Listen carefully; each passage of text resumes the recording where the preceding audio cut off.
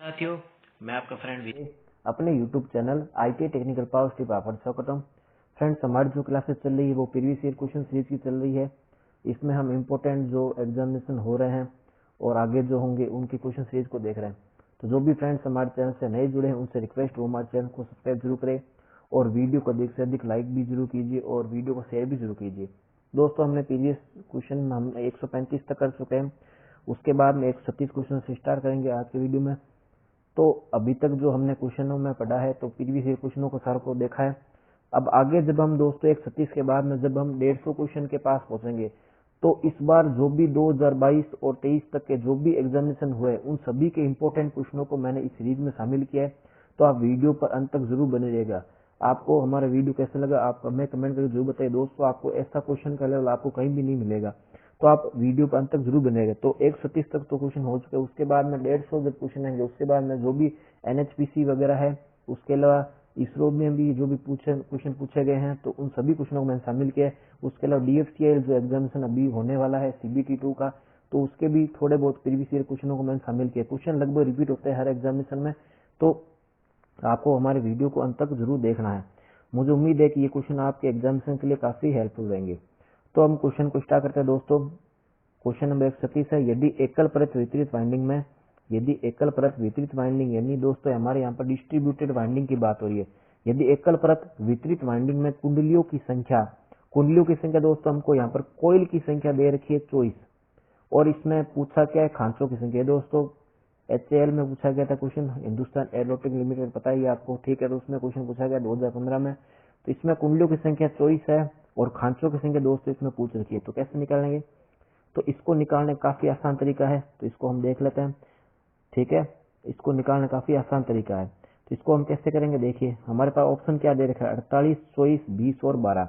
दोस्तों हमको पता है कि हमको एक फॉर्मूला ध्यान रखना है कि जब भी कोयल की संख्या अगर हमको पूछे, कोयल की संख्या पूछे तो हमको पता है कोयल की संख्या होती है हाफ इंटू स्लॉट की संख्या होती है, हाफ इंटू स्लॉट के नंबर होता है, यानी कि आधा इंटू स्लॉट की संख्या। हमको यहाँ पर क्वेश्चन में क्या दे रखा है, यहाँ पर क्वेश्चन में हमको क्या दे रखा है कि खांचों की संख्या इसमें पूछी है, ठीक है। हमको कोयल की संख्या दे दी है और खांचों की संख्या हमको पूछी है, तो हम इसको निकाल सकते हैं आराम से, कोई परेशानी इसमें नहीं है। तो हम यहाँ पर स्लॉट की संख्या निकाल सकते हैं। यहाँ पर कितने दिए हैं 24, कितने दिए हैं 24, तो 24 इंटू 2 यानी 48 जो है हमारे क्या होंगे, स्लॉट हो गए। 48 इज दी करेक्ट आंसर। उम्मीद है आपको समझ में आया होगा। इसमें दोस्तों क्वेश्चन पूछा क्या हमको, इसमें हमको खांचों की संख्या पूछी है, किसकी संख्या पूछी है, खांचों की संख्या पूछी है और कुंडलियों की संख्या दे रखी है। तो आपको फॉर्मूला ध्यान रखना है कि कोयल की संख्या निकालने का फॉर्मूला क्या होता है कि आधा इंटू हाफ इंटू खांचों की संख्या या स्लॉट की संख्या। हमको इसमें स्लॉट की संख्या पूछ रखी है तो इंटू 2 हो जाएगा, कुंडलियों की संख्या के इंटू 2 हो जाएगा। उम्मीद है आपको समझ में आएगा अच्छे से क्वेश्चन। अब दोस्तों हम क्वेश्चन नंबर 137 की तरफ बढ़ते हैं। क्वेश्चन नंबर 137, ठीक है, उसको हम देख लेते हैं। क्वेश्चन नंबर 137, एक नियॉन ट्यूब के प्रचालन के लिए एक नियॉन ट्यूब की बात हो रही है कि प्रचालन के लिए आवश्यक वोल्टता पर निर्भर करती है। दोस्तों इसमें पूछा गया था क्वेश्चन, एक नियॉन ट्यूब के प्रचालन के लिए आवश्यक जो वोल्टेज होती है वो किसके ऊपर डिपेंड करती है। दोस्तों हमको पता है कि ट्यूब की जो लेंथ होती है, ट्यूब की लेंथ पर उसकी प्रचालन वोल्टेज हमेशा नियॉन ट्यूब निर्भर करती है। अच्छा, अब हमको नियॉन ट्यूब पूछा गया है तो नियॉन ट्यूब से रिलेटेड हमको फैक्ट भी ध्यान रखना है कि नियॉन ट्यूब जो होती है, नियॉन साइड जो ट्यूब होती है वो विज्ञापन जो कार्य होते हैं उसमें यूज में आती है, ठीक है। तो इसको आपको ध्यान रखना है, ठीक है। अब हम अगले क्वेश्चन की तरफ बढ़ते हैं। आपको एक विद्युत तापक की जांच करनी है जो गर्म नहीं होता है। यहाँ पर विद्युत तापक की बात हो रही है, ठीक है। और आपने पता लगाया कि आपूर्ति सप्लाई और अनुरूपी स्विच में कोई खराबी नहीं है। यानी कहने का मतलब आपको एक एलिमेंट दिया है, यानी कि अगर हम बात तापक, यानी कि तापक को हम क्या बोलते हैं, हीटर टाइप से कुछ बोल सकते हैं। तो तापक की जांच करनी है और ये क्या हो रहा है, उसकी हमको जांच करनी है और ये गर्म नहीं हो रहा है। आपने पता लगाया कि आपूर्ति सप्लाई और अनुरूपी स्विच में कोई खराबी नहीं है। यानी कहने का मतलब सप्लाई में कोई भी तरह की समस्या नहीं है और जो हमने जो स्विच लिया उसमें भी कोई तरह की खराबी नहीं है। तो इस दोष को दूर करने के लिए आप क्या कदम उठाएंगे। ये दोस्त RRB अजमेर में पूछा गया था क्वेश्चन, रेलवे का एग्जामिनेशन पूछा गया था क्वेश्चन, ठीक है। तो इसका आंसर क्या होना चाहिए, तो देख लेते ऑप्शन को। तो तापक के निर्माता से खराबी चार्ट मंगवाना, विद्युत रोधी जांच के लिए मेगर का प्रयोग करना, तापक को खोलकर सभी पुर्जों की जांच करना, तापक के टर्मिनल बॉक्स पर वोल्टता की जांच करना। तो इसमें क्या करना चाहिए हमको कि हमको पता है कि हीटर की बात हो चाहे जो भी उपकरण हो, अगर गर्म नहीं हो रहा है तो उसमें सबसे पहले हम जो काम करते हैं, हम क्या करते हैं कि जो भी उपकरण है या तापक है उसको खोलकर सभी उसके जो एलिमेंट है उनकी जांच करते हैं। तो ये सबसे बेहतर तरीका होता है कि उसको खोल कर सभी उसके पुर्जों की जांच करना। उम्मीद दोस्तों आपको अच्छे से क्वेश्चन समझ में आएगा। अब दोस्तों हम अगले क्वेश्चन 139 की तरफ बढ़ते हैं। ठीक है, ऊर्जा के नवीकरणीय स्रोत में निम्नलिखित संसाधन में सम्मिलित नहीं है। ऊर्जा के नवीकरणीय स्रोत में निम्नलिखित संसाधन सम्मिलित नहीं है। दोस्तों यूपीपीसीएल में पूछा गया था, ऊर्जा के नवीकरणीय स्रोत में निम्नलिखित संसाधन सम्मिलित नहीं है। कौन से सम्मिलित नहीं है, तो ये हमको पूछ रखा है। तो ऊर्जा के नवीकरणीय स्रोत में शामिल कौन नहीं है? सौर ऊर्जा, पवन ऊर्जा, बायोमास ऊर्जा और नाभिकीय ऊर्जा। तो सबसे पहली बात तो नवीकरणीय स्रोत क्या होते हैं, तो ये हमको पता होना चाहिए कि नवीकरणीय स्रोत बच्चों क्या होता है। नवीकरणीय ऊर्जा स्रोत की अगर हम बात करें तो नवीकरणीय ऊर्जा स्रोत में अगर हम बात करें तो ये वे स्रोत होते हैं या वो उस तरह के स्रोत होते हैं जो कभी भी अगर हम बात करें कि खत्म नहीं हो सकते। ठीक है, यानी कि जो कभी भी खत्म नहीं हो सकते हैं और उनको हम भाई पर्यावरण के हित से भी हम उनको मान सकते हैं, पर्यावरण के अनुकूल उनको हम मान सकते हैं। तो कौन से संसाधन शामिल नहीं है ये हमको पूछा है। सौर ऊर्जा, पवन ऊर्जा, बायोमास ऊर्जा, ये तीनों पता है आपको दोस्तों कि ये पर्यावरण के हितैषी होते हैं, पर्यावरण के अनुकूल होते हैं। अभी हाल ही में भारत सरकार इन सभी जो आपको पता है कि जो अभी सम्मेलन हो रहा है, अभी अगर हम बात करें सऊदी अरब में जो सम्मेलन चल रहा है उसमें यही बात चल रही है कि पर्यावरण उत्सर्जन को कम किया जाए। तो ये सौर ऊर्जा, पवन ऊर्जा, बायोमास ऊर्जा जो संयंत्र होता है ये ऊर्जा स्रोत निर्भरता कम करने का साधन होता है, जो हम काफी इनको बोल सकते हैं अनवीकरणीय ऊर्जा स्रोत जैसे कि पेट्रोल, कोयला वगैरह पर हमारी निर्भरता को कम करना है। तो अनवीकरणीय स्रोत में हम काफी समय से उन चीजों का प्रयोग करते जा रहे हैं और कार्बन का उत्सर्जन भी उनसे काफी मात्रा में अधिक होता है। तो उनको कम से कम यूज करके और नवीकरणीय ऊर्जा स्रोत यानी सौर ऊर्जा, पवन ऊर्जा, बायोमास को बढ़ावा देना ही उद्देश्य होता है। ठीक है, तो अगर हम बात करें नवीकरणीय स्रोत शामिल कौन नहीं है, सौर ऊर्जा, पवन ऊर्जा, बायोमास ऊर्जा ये तीनों सम्मिलित है। नाभिकीय ऊर्जा एक तरह की क्या होती है, अनवीकरणीय ऊर्जा स्रोत है। ठीक है, अनवीनीकरण है क्योंकि इनको हम काफी समय से यूज में लेते जा रहे हैं और इनसे काफी भी प्रदूषण भी काफी मात्रा में होता है। ठीक है, काफी, और एक न एक दिन ये संसाधन खत्म हो जाएंगे। ठीक है, तो उम्मीद है दोस्तों आपको अच्छे से समझ में आएगा। अब हम दोस्तों अगले क्वेश्चन पे बढ़ते हैं। क्वेश्चन नंबर 140, तापीय उत्पादन पावर प्लांट में वाष्प टरबाइन का कार्य क्या है। यहाँ पर तापीय उत्पादन का मतलब क्या होता है, थर्मल पावर प्लांट की दोस्तों बात हो रही है। किसकी बात हो रही है, थर्मल पावर प्लांट की बात हो रही है। तो थर्मल पावर प्लांट में वाष्प टरबाइन जो होता है, स्टीम जो टरबाइन होता है उसका कार्य क्या होता है, तो ये हमको पूछा है। तो विद्युत ऊर्जा को रासायनिक ऊर्जा में बदलना, तापीय ऊर्जा को यांत्रिक ऊर्जा में बदलना, बॉयलर की जो वाष्प है उसको अति गर्म करना, यांत्रिक ऊर्जा को विद्युत ऊर्जा में बदलना। तो हमको पता है दोस्तों जो वाष्प टरबाइन जो होता है उसका कार्य क्या होता है कि थर्मल पावर प्लांट में क्या करता है कि टरबाइन क्या करता है, यांत्रिक ऊर्जा में बदलता है। कौन सी, जो तापीय ऊर्जा होता है, जो थर्मल ऊर्जा जो होती है, यानी कि जब हम पानी को गर्म करते हैं तो उस तापीय ऊर्जा को क्या करता है, ये मैकेनिकल एनर्जी में क्या करता है, कन्वर्ट करता है।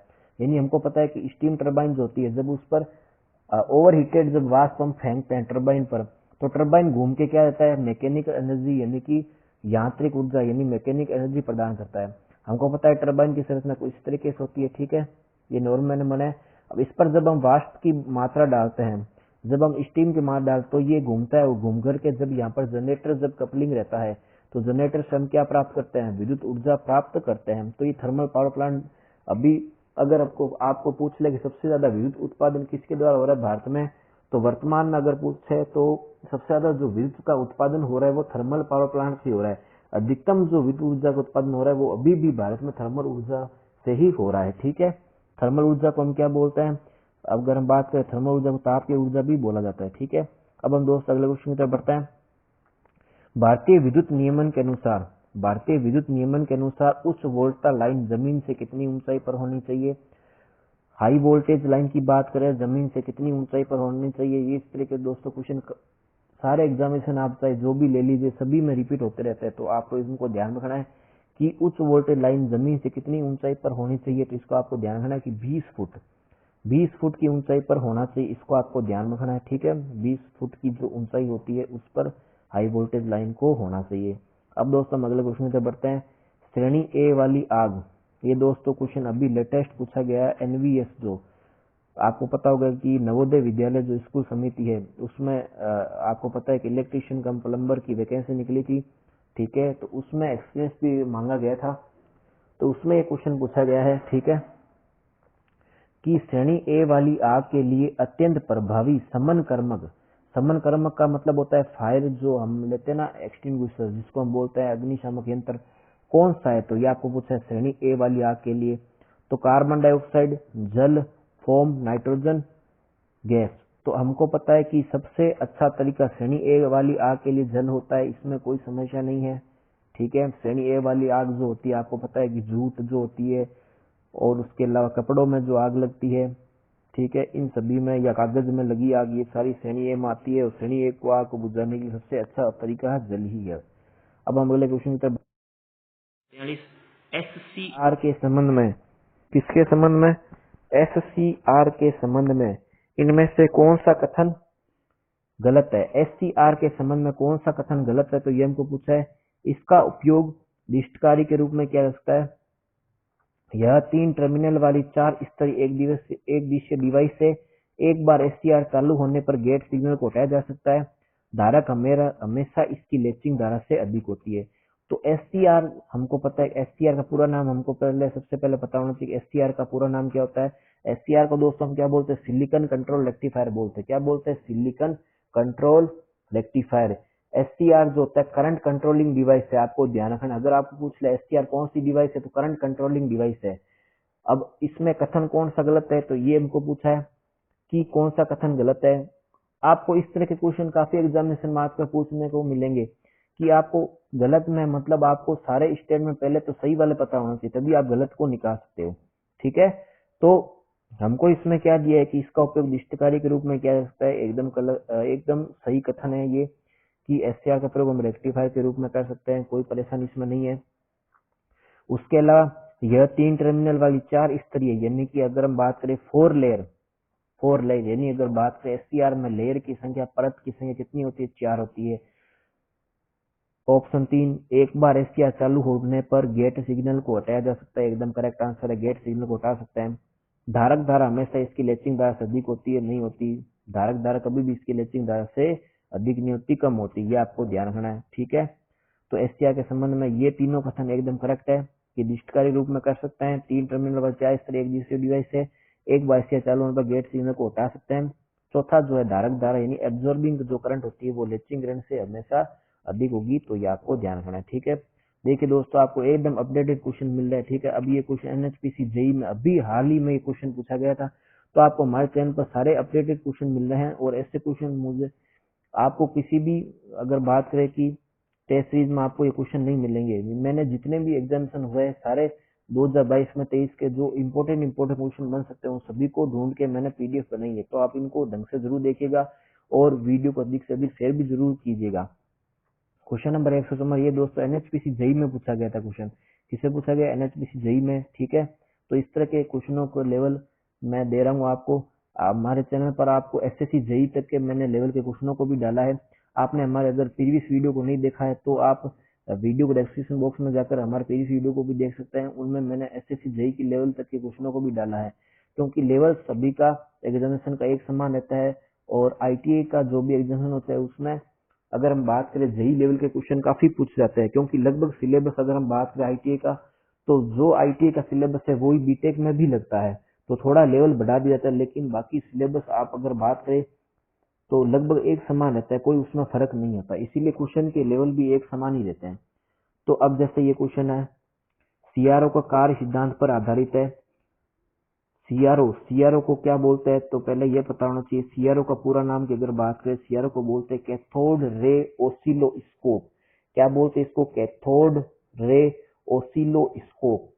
ये क्या करता है, सीआरओ क्या करता है कि तरंग रूप को देखने के लिए, तरंग रूप को देखने के लिए काम आता है। ठीक है, सीआरओ का प्रैक्टिकल भी वैसे आईटीआई में होता है, सभी को पता होगा। ठीक है, तो सीआरओ का मेन कार्य क्या होता है कि हम तरंग रूप देख सके, चाहे डीसी की हो चाहे एसी की हो। ठीक है, तो वो हम देख सकते हैं। वोल्टेज की जो मेजरमेंट करते हैं, करंट भी मेजरमेंट हम उससे कर सकते हैं। ठीक है, तो सीआरओ कार्य सिद्धांत किस पर आधारित होता है, ये हमको क्वेश्चन में पूछा है। तो सीआरओ का कार्य सिद्धांत अगर आपको पूछ ले, कमानी बल, विद्युत स्थितिक बल, परमाणु बल, राक्षसी बल।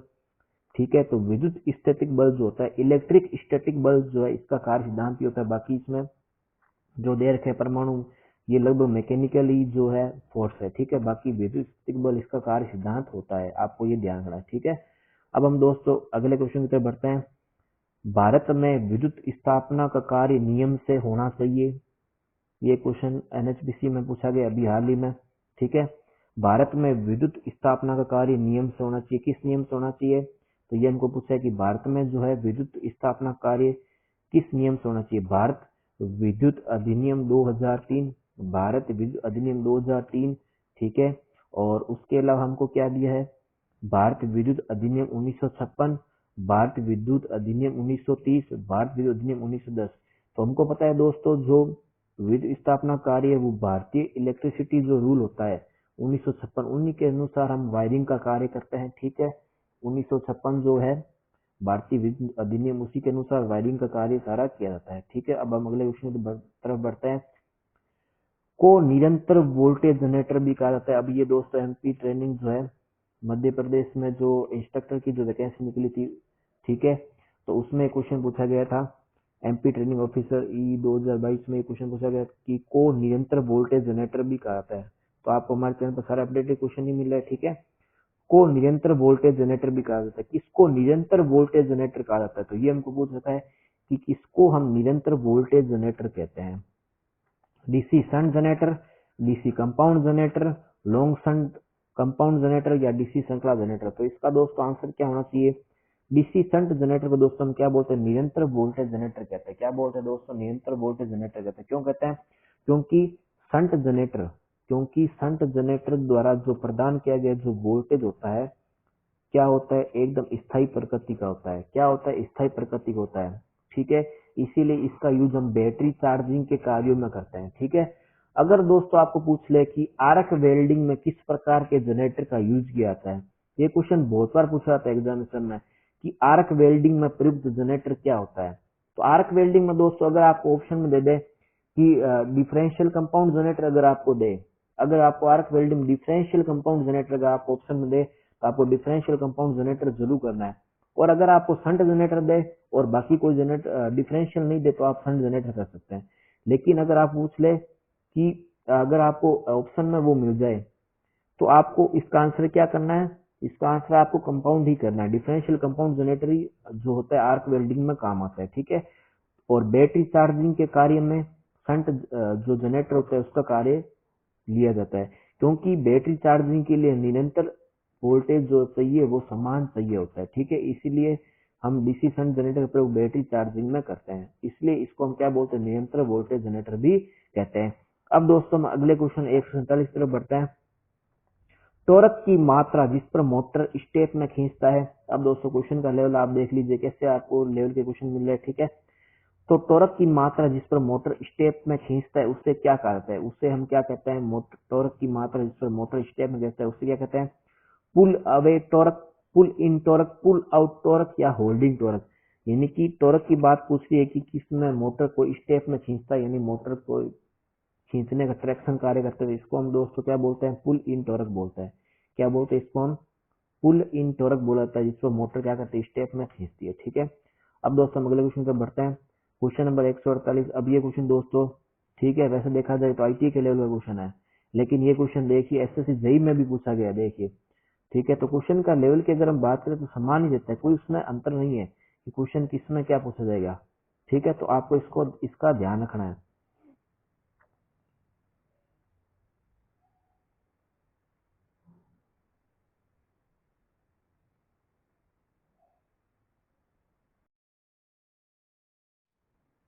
अब बच्चों हम अगले क्वेश्चन तरफ बढ़ते हैं।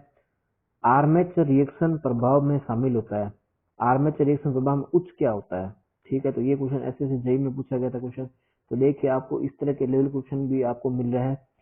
तो लेवल सभी एग्जामिनेशन का लगभग एक समान रहता है, ठीक है। तो जो भी अच्छे अच्छे क्वेश्चन जो लेवल रहे हैं वो मैंने सभी आपके इसमें सीरीज में डाल दिए हैं। तो ये सारे क्वेश्चन आपको आने वाले एग्जामिनेशन में काम आएंगे, तो आपको इनको ढंग से पढ़ के जाना है, ठीक है। इसमें से आपको क्वेश्चन काफी मिलेंगे। तो आर्मेचर रिएक्शन प्रभाव में उच्च होता है सीरीज समांतर कंट्रोल विधि में, यानी इसमें पूछ क्या रखा है क्वेश्चन में, हमको ये पूछ रखा है कि आर्मेचर रिएक्शन प्रभाव कौन सी विधि में उच्च होता है, तो ये पूछ रखा है, ठीक है। आर्मेचर रिएक्शन प्रभाव में क्या होता है, हमको पता है कि जो आर्मेचर में बढ़ने वाली जो स्पार्किंग होती है वो काफी मात्रा में बढ़ जाती है। तो कौन सी विधि में ये क्या होता है, उच्च होता है, तो ये हमको पूछ रखा है। सीरीज समांतर कंट्रोल विधि, फील्ड कंट्रोल विधि, आर्मेचर कंट्रोल विधि, दोनों आर्मेचर और फील्ड कंट्रोल विधि।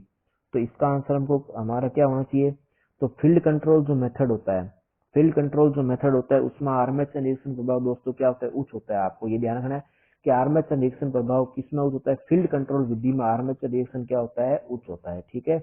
अब हम दोस्तों अगले क्वेश्चन पर बढ़ते हैं। वायर संधियों पर सोल्डरिंग को सुधारने के लिए किया जाता है। तो ये दोस्तों इसरो में पूछा गया था क्वेश्चन। वायर संधियों पर यानी कि वायर के जो ज्वाइंट है उस पर सोल्डरिंग किसको सुधारने के लिए किया जाता है, तो ये हमको पता है कि संधि पर जंक्शन पर जब हम सोल्डरिंग करते हैं इससे क्या होता है, तो ये हमको पता है उससे क्या होता है कि तन्यता बढ़ती है। तन्यता को सुधारने के लिए हम ये करते हैं, तन्यता जो होती है जिसको हम कहते हैं, तन्यता को सुधारने के लिए हम सोल्डरिंग करते हैं, ठीक है, ताकि मजबूत यास के तार में मैकेनिकल स्ट्रेंथ बढ़ सके। अब दोस्तों हम अगले क्वेश्चन पे बढ़ते हैं, क्वेश्चन नंबर 150। अब ये दोस्तों जो क्वेश्चन पूछा गया था ये सीपी में पूछा गया था, देखिए। तो अब आपको देखिए चैनल पर आपको एकदम अपडेटेड लेवल के क्वेश्चन मिल रहे हैं, ठीक है। तो अभी तक आपने हमारे चैनल को सब्सक्राइब नहीं किया तो दोस्तों सब्सक्राइब जरूर कीजिएगा, ठीक है। आपको ऐसे लेवल क्वेश्चन आपको कहीं भी नहीं मिलेंगे, एकदम अपडेटेड क्वेश्चन सीरीज है, तो आप वीडियो को स्किप नहीं कीजिएगा। तो निम्न में से सही वाक्य का चयन करें। ये दोस्तों सीपी टेक्नीशियन में पूछा गया, हाल ही में 2023 में क्वेश्चन पूछा गया। अब आपको भूमिगत केबल के बारे में पूछ रखा है, जिन्होंने इस पेपर को दिए तो उनको याद आ गया होगी, ये क्वेश्चन पूछा गया था। तो भूमिगत विद्युत केबल प्रणाली के मामले में अनुरक्षण लागत अधिक होती है। भूमिगत विद्युत केबल के प्रणाली की विद्युत केबल प्रणाली के मामले में मार्ग की लंबाई का चयन करना आसान नहीं है। भूमिगत विद्युत केबल प्रणाली में बहुत उच्च सुरक्षा कारक शामिल होता है। भूमिगत विद्युत केबल प्रणाली में अच्छा शक्ति गुणांक नहीं होता है। तो दोस्तों सही वाक्य का जबकि चयन की बात होती है तो हमको पहले सारे गलत जो है वो भी निकालना जरूरी होता है, तभी हम सही का चयन कर सकते हैं, ठीक है। तो सही सी स्टेटमेंट कौन सा होता है, तो ये भी हमको पता होना चाहिए, ठीक है। सही वाक्य का चयन करना है तो गलत भी पहले पता होना जरूरी है। सही वाक्य बोला है तो भूमिगत केबल प्रणाली के मामले अनुरक्षण लागत अधिक होती है, तो ये हमको दे रखा है। अनुरक्षण लागत मेंटेनेंस लागत दोस्तों इसमें नहीं होती, ठीक है। भूमिगत विद्युत केबल प्रणाली के मामले में अनुरक्षण लागत इसकी क्या होती है, अधिक होती है। ये स्टेटमेंट एकदम गलत है। भूमिगत विद्युत केबल प्रणाली के मामले में मार्ग की लंबाई का चयन करना आसान नहीं है, ये भी इसका स्टेटमेंट गलत है। भूमिगत विद्युत केबल प्रणाली में बहुत उच्च सुरक्षा कारक शामिल होता है, ये एकदम करेक्ट स्टेटमेंट है कि इसमें अंडरग्राउंड केबल जो होते हैं उसमें हाई जो हम बात करते हैं सेफ्टी जो फैक्टर होता है उच्च सुरक्षा कारक शामिल होता है, इसलिए अंडरग्राउंड केबल जो होती है सबसे अच्छी मानी जाती है। और इसकी जो अगर हम बात करें जो आयु जो होती है नॉर्मल जो प्रणाली जो केबल प्रणाली होती है उसकी तुलना में काफी ज्यादा इसकी लाइफ होती है, इसलिए इसको हम सिरोपरी की तुलना में भूमिगत को अधिक प्रेफरेंस देते हैं, ठीक है। भूमिगत विद्युत केबल प्रणाली अच्छा शक्ति गुणांक नहीं होता, ये एकदम स्टेटमेंट गलत। तो ऑप्शन नंबर 3 की अगर बात करें तो ऑप्शन नंबर 3 इसकी करेक्ट आंसर। भूमिगत विद्युत केबल प्रणाली में बहुत उच्च सुरक्षा कारक दोस्तों क्या होता है, शामिल होता है, तो इसको आपको ध्यान में रखना है। अब दोस्तों हम अगले क्वेश्चन पे बढ़ते हैं, क्वेश्चन नंबर 151। उम्मीद है आप क्वेश्चन अच्छे समझ माने होंगे। अब हम दोस्तों अगले क्वेश्चन पे बढ़ते हैं। एक 80 फेरेड का कैपेसिटर श्रेणी क्रम में 20 फेरेड के साथ जुड़ा हुआ है, कुल कैपेसिटेंस की दोस्तों हमको निकालनी वैल्यू। ये दोस्तों सीपरी में पूछा गया था। ये दोस्तों सीपरी टेक्नीशियन जो थी वो तो आईटी के लिए थी, और सीपरी इंजीनियरिंग जो लेवल के जो एग्जामिनेशन था वो था सीपरी में। तो क्वेश्चन के लेवल लगभग एक समान रहते हैं, ठीक है। अब ये दोस्तों आईटी का ही नॉर्मल क्वेश्चन है, ठीक है, लेकिन इंजीनियरिंग में पूछ लिया तो कोई बड़ी बात नहीं है। एक 80 फेरेड का कैपेसिटर श्रेणी क्रम में 20 फेरेड के साथ जुड़ा हुआ है, तो टोटल हमको कैपेसिटेंस की वैल्यू निकालनी है। टोटल कैपेसिटेंस की दोस्तों हम वैल्यू कैसे निकालेंगे, तो 100 फेरेड, 30 फेरेड, 50 फेरेड, 16 फेरेड। अब दोस्तों इसमें टोटल कैपेसिटेंस की दोस्तों हमको पता है कि श्रेणी क्रम कैसे निकालते हैं, 1/c से निकालते हैं। 1/c बराबर 1/c1 प्लस में 1/c2। ये हमको दोस्तों पता है, फॉर्मूला ये होता है, ठीक है। अब दोस्तों इसको अब जब हम निकालेंगे, ठीक है, तो हमको पता है कि 1/c प्लस में 1/20। जब हम दोस्तों इसको जब हम सोल्व करेंगे तो हमारे पास आंसर कितना आएगा, 16 फेरेड। 16 फेरेड इसलिए करेक्ट आंसर। इसको आप दोस्तों निकाल लेंगे, कोई बड़ी बात नहीं। इसको जब हम एलसीएम निकालेंगे तो इसका 16 फेरेड करेक्ट आंसर आ जाएगा। अब दोस्तों हम अगले क्वेश्चन की तरफ बढ़ते हैं, क्वेश्चन नंबर 152।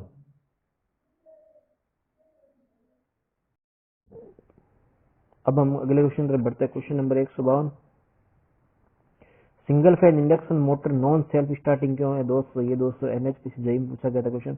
तो देखिए आपको एकदम अपडेटेड लेवल के क्वेश्चन दोस्तों आपको मिले, एनएचपीसी जेई जो भी एग्जामिनेशन हाल ही में हुआ है तो उसका क्वेश्चन ये पूछा गया है कि single phase induction motor non self starting क्यों होती है, यानी कि सेल्फ स्टार्ट क्यों नहीं होती, ये हमको पूछ रहा है। तो इसकी स्टेटर वाइंडिंग एक स्पंदित की बात कर रही है दोस्तों। स्पंदित का मतलब क्या होता है, पल्सेटिंग फ्लक्स उत्पन्न करती है। इसकी स्टेटर वाइंडिंग का एक गैर स्पंदनशील नॉन पल्सेटिंग फ्लक्स उत्पन्न करती है। इसकी स्टेटर वाइंडिंग एक रोटेशन फ्लक्स उत्पन्न करती है। इसकी स्टेटर वाइंडिंग एक घूमने वाला फ्लक्स उत्पन्न करती है। तो नॉन सेल्फ स्टार्टिंग का मतलब क्या होती है कि इसको किसी न किसी धक्के की या कैपेसिटर की जरूरत पड़ती है। तो ये पूछ रहा है कि क्यों पड़ती है, तो ये हमको पूछ रखा है। तो क्यों जरूरत पड़ती है, तो इसको हमको पता है कि इसकी स्टेटर वाइंडिंग जो होती है एक पल्सेटिंग फ्लक्स को क्या करती है दोस्तों, उत्पन्न करती है। किस लिए करती है, क्योंकि इसकी स्टेटर वाइंडिंग क्या करती है, पल्सेटिंग फ्लक्स को उत्पन्न करती है, नॉन पल्सेटिंग को नहीं करती, क्योंकि हम इसके स्टेटर पर डीसी सप्लाई नहीं देते। पल्सेटिंग का मतलब दोस्तों क्या होता है कि जैसे इसकी स्टेटर वाइंडिंग होती है, ठीक है, जैसे मान लीजिए हमको पता है सिंगल फेज मोटर में क्या होती है, इसकी स्टेटर वाइंडिंग होती है। मान लीजिए स्टेटर वाइंडिंग, इस पर हम क्या रहता है, यहाँ पर फेज न्यूट्रल देता है। तो स्टेटर वाइंडिंग हमको पता है कि यहाँ पर जब हम सिंगल फेज दे रहे हैं तो एसी में पल्सेज की संख्या होती है, पल्सेटिंग होती है, ठीक है, इसीलिए हम एसी करंट बोलते हैं। तो इसमें जो चुंबकीय फ्लक्स जो उत्पन्न होगा वो क्या होगा, पल्सेटिंग होगा। नॉन पल्सेटिंग तो होगा नहीं, क्योंकि हम डीसी नहीं दे रहे, तो पल्सेटिंग ही होगा।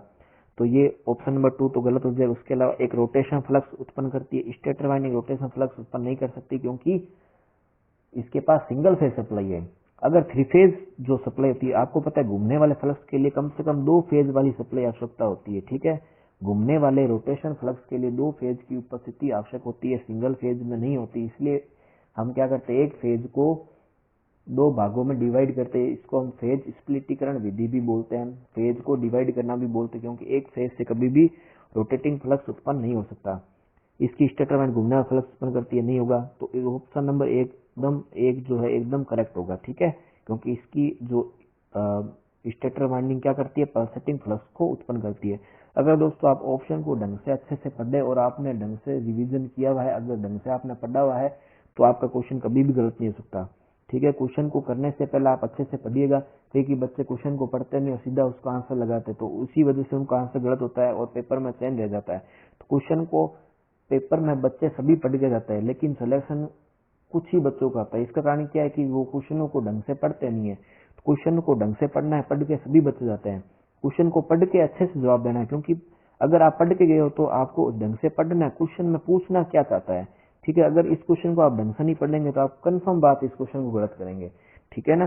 तो हमने जो पढ़ा है उसको ध्यान में रखना है और क्वेश्चन को अच्छे से पढ़ना है, ठीक है ना। तो इस चीज का आपको ध्यान रखना है। अब दोस्तों हम अगले क्वेश्चन की तरफ बढ़ते हैं, क्वेश्चन नंबर 153, ठीक है। क्वेश्चन नंबर 153 है हमारा, नो लोड परीक्षण में इनपुट पावर को मापने के लिए, नो लोड टेस्ट की दोस्तों बात हो रही है यहाँ पर। नो लोड टेस्ट में इनपुट पावर को मापने के लिए किस विधि का प्रयोग किया जाता है, ठीक है। ये थोड़ा अलग लेवल का क्वेश्चन दोस्तों, ये एनएचपीसी जेई में पूछा गया है, ठीक है। नो लोड टेस्ट में इनपुट पावर को मापने के लिए किस विधि का प्रयोग किया जाता है, 3 वाट मीटर विधि, 2 वाट मीटर विधि, 4 वाट मीटर विधि और 1 वाट मीटर विधि। तो दोस्तों इसका आंसर क्या होगा, 2 वाट मीटर विधि है, ठीक है। क्या है, 2 वाट मीटर विधि है, उसमें इनपुट पावर को मापने के लिए नो लोड टेस्ट की दोस्तों बात हो रही है, ठीक है। यहाँ पर दोस्तों नो लोड टेस्ट में बात हो रही है, यहाँ पर इन्होंने स्पेसिफाई ये नहीं किया कि जनरेटर के लिए है या ट्रांसफार्मर के लिए, ठीक है। तो हमने इसकी आंसर की हिसाब से इसका आंसर 2 वाट मीटर विधि बताया। इसमें बाकी इसमें जनरेटर का या फिर ट्रांसफार्मर का इसमें कोई अलग से नहीं बता रखा, ठीक है। तो इसका आंसर क्या होगा, 2 वाट मीटर विधि। अगर ये क्वेश्चन है तो आपको ये ध्यान रखना है, नो लोड टेस्ट में इनपुट पावर को मापने किसका प्रयोग करेंगे, 2 वाट मीटर विधि का ही प्रयोग करेंगे। तो आपको इसको ध्यान में रखना है, ठीक है। अब हम अगले क्वेश्चन की तरफ बढ़ते हैं दोस्तों। क्वेश्चन नंबर 154 है ये दोस्तों, अभी एनवीएस जो इलेक्ट्रिशियन एग्जाम 2023 में उसमें पूछा गया है कि छोटे यूनिवर्सल मोटर की दक्षता किसके क्रम में होती है। तो ये हमको पता है कि सबसे कम जो दक्षता होती है यूनिवर्सल मोटर, छोटे यूनिवर्सल मोटर की दोस्तों बात कर रहा है, छोटे यूनिवर्सल मोटर की दक्षता की बात कर रहा है, ठीक है। तो कितनी होगी, ये होगी, आपको पता है कि ये कितनी हो सकती है, ये होगी आपकी 20 से 30%। कितनी होगी, छोटी यूनिवर्सल मोटर की दोस्तों बात हो रही है, बड़ी की बात नहीं हो रही। छोटी मोटर जो है यूनिवर्सल की, उसकी दक्षता कितनी होगी, 20 से 30% ही होगी, ठीक है, छोटी मोटर है। वैसे शेडेड पोल मोटर की भी दक्षता इतनी होती है, 25 से 30% उसकी एफिशिएंसी मान जाती है, ठीक है। यहाँ पर छोटी यूनिवर्सल मोटर की बात हो रही है तो 20 से 30% होगी इसकी दक्षता। अब हम दोस्तों अगले क्वेश्चन पर बढ़ते हैं। विद्युत लेपन के संबंध में कौन सा कथन गलत है। तो ये हमको पूछ रखा है कि विद्युत लेपन के संबंध में कौन सा कथन गलत है। तो ये हमको पूछा है कि विद्युत लेपन के संबंध में कौन सा कथन गलत है। संक्षारण को रोकने के लिए विद्युत लेपन किया जाता है। लेपित की जाने वाली धातु का उपयोग विद्युत अपघटनी सेल में एनोड के रूप में किया जाता है। विद्युत लेपन का प्रयोग वस्तु को साफ करने के लिए किया जाता है। विद्युत लेपन में लेपित वस्तु को विद्युत अपघटनी सेल में कैथोड के रूप में प्रयोग किया जाता है। ये दोस्तों सीपरी पूछा गया था 2023 में, अभी पूछा गया हाल ही में, ठीक है। तो विद्युत लेपन के संबंध में कौन सा कथन गलत है, तो हमको सही कथन पहले पता होना चाहिए, तभी हम गलत निकाल पाएंगे, ठीक है। तो ऑप्शन के अनुसार आपको चलना है कि कौन सा क्या हो सकता है, ठीक है। तो विद्युत लेपन के संबंध में कथन जो गलत है उसके बारे में पूछ रखा है कि कौन सा कथन गलत है।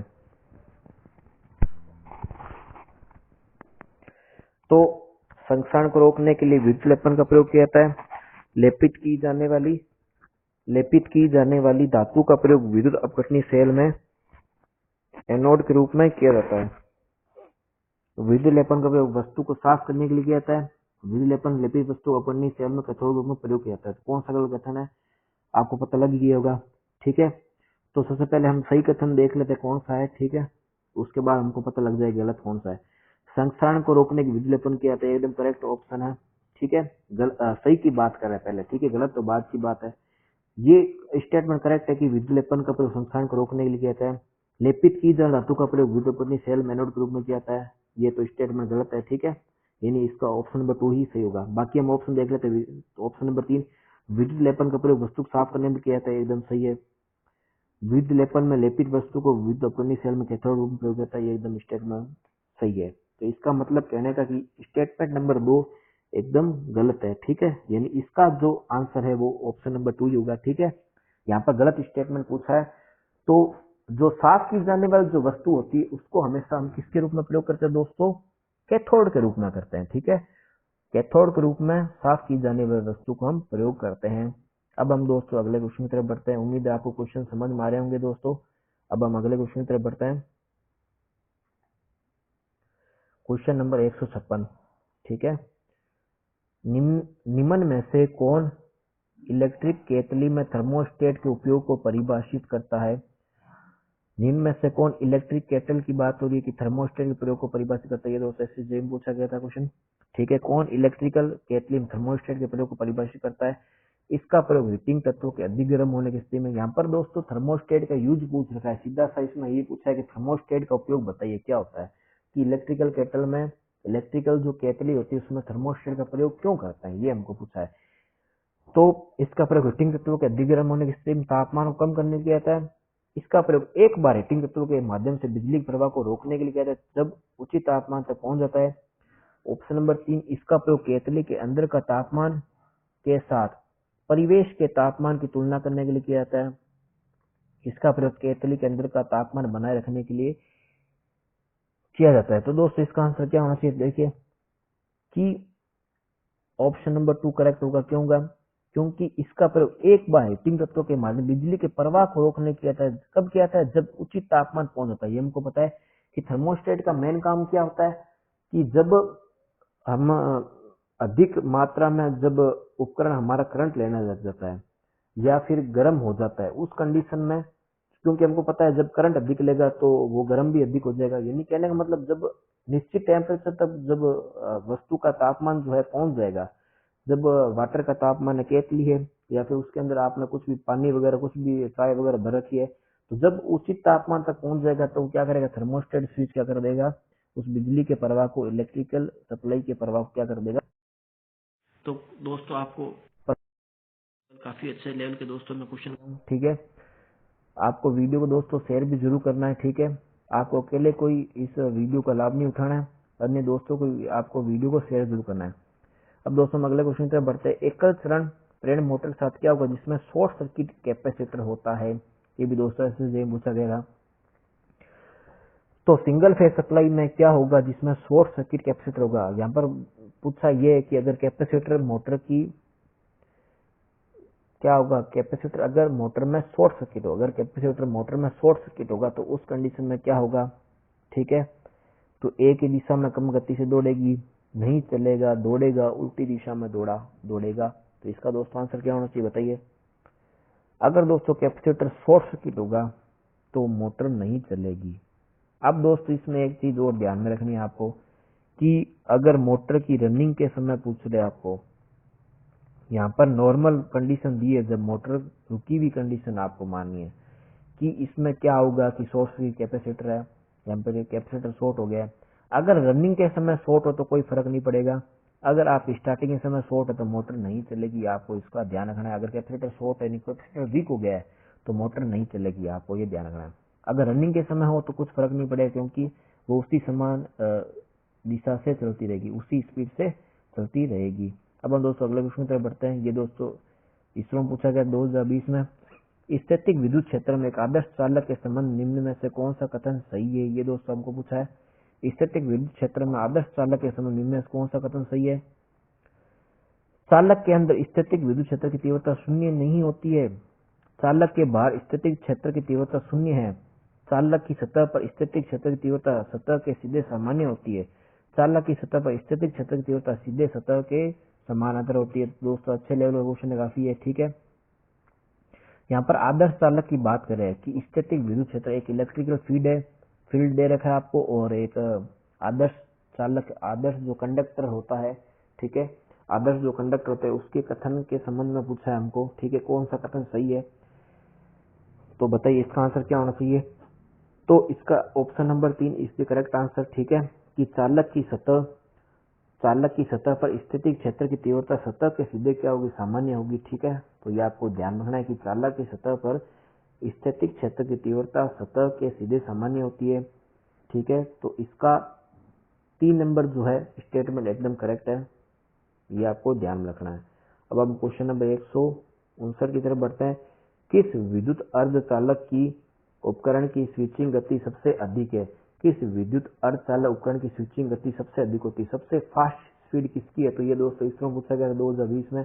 ठीक है, किसकी स्पीड सबसे तेज होती है, एससीआर की, आईजीबीटी की, मॉसफेट की या जीटीओ की। तो बताइए दोस्तों इसका आंसर क्या होना चाहिए, किसकी स्पीड सबसे तेज होती है। तो ये मॉसफेट जो होता है, मॉसफेट की स्पीड सबसे तेज होती है। बाकी जो है इनके नाम आपको पता होगा, एससीआर का पूरा नाम क्या होता है ये मैंने आपको पहले ही बता दिया, सिलिकॉन कंट्रोल रेक्टिफायर होता है। आईजीबीटी का पूरा नाम दोस्तों क्या होता है, इंसुलेटेड गेट बाइपोलर ट्रांजिस्टर होता है। मॉसफेट का पूरा नाम क्या होता है, metal oxide semiconductor field effect transistor होता है। और जीटीओ का पूरा नाम अगर आपको पूछ ले तो क्या होता है, gate turn off switch, gate turn off switch GTO का पूरा नाम होता है। ठीक है, gate turn off switch GTO का पूरा नाम होता है। मॉसफेट का पूरा नाम क्या होता है, metal oxide semiconductor field effect transistor. ठीक है, मॉसफेट का पूरा नाम होता है। ट्रांजिस्टर तीन जो टर्मिनल वाली युक्ति होती है, ये आपको सभी को पता होगा। ठीक है, सबसे अधिक गति किसकी होती है, मॉसफेट की होती है। अब दोस्तों ये क्वेश्चन बीएसएफ में पूछा गया था। बीएसएफ में दोस्तों ये वैकेंसी तो वैसे तो ये आईटी वैकेंसी आती है दोस्तों बीएसएफ में, रेडियो मैकेनिकल की दोस्तों एक वैकेंसी निकलती है। इसमें आईटी वाले बच्चे भी इस फॉर्म को भरने के लिए एलिजिबल होते हैं, लेकिन इसमें उसके अलावा जो आईटी की अगर अलावा बात करें तो 10+2 में जिन्होंने साइंस से स्ट्रीम से कर रखी है तो वो भी इस फॉर्म को भर सकता है।